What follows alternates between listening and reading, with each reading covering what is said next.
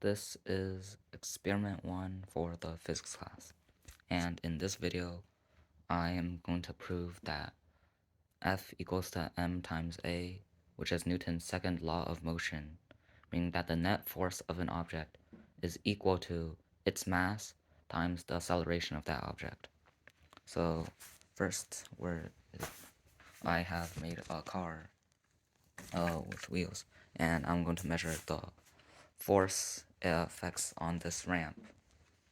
So I'm going to measure the force of this car and also the mass of the car and the acceleration of the car when it goes down this ramp, so that I can calculate if its force does equal to its mass times acceleration.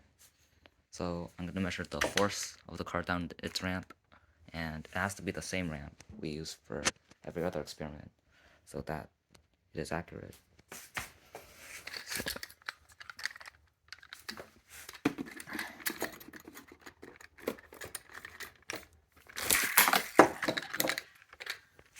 Alright, so we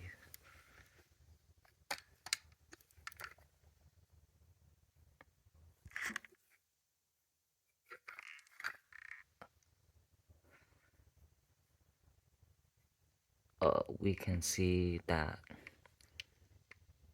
the force exerted by the car through the gravitational force, friction, and the normal force exerts to about 1.24, or 1.25 newtons.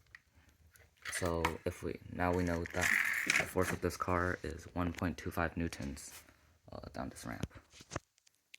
Alright, for the second part of the experiment, I'm going to be calculating this car's mass. So using this Newton meter, we can find out that its weight is approximately 11.25 newtons.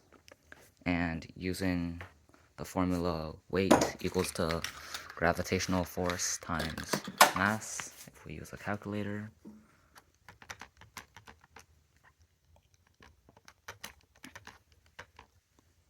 we get that the mass of the car is roughly 1.1468 kilograms, or 1,164.78 grams.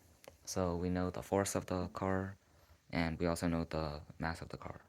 And it's not force, but it's actually net force. So, excuse me.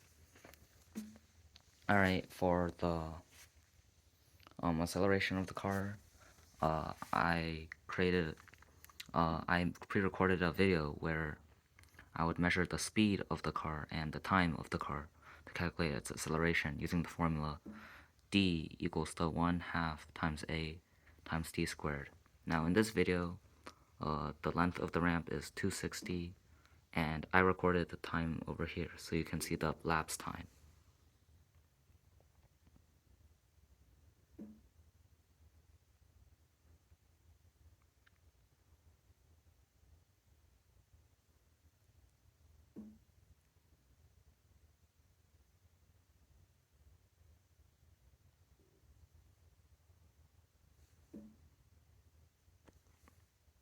Now, I recorded a lot of these videos, and in the end, we took the average of all the good ones where the car didn't bump against the thing, and we came out with that the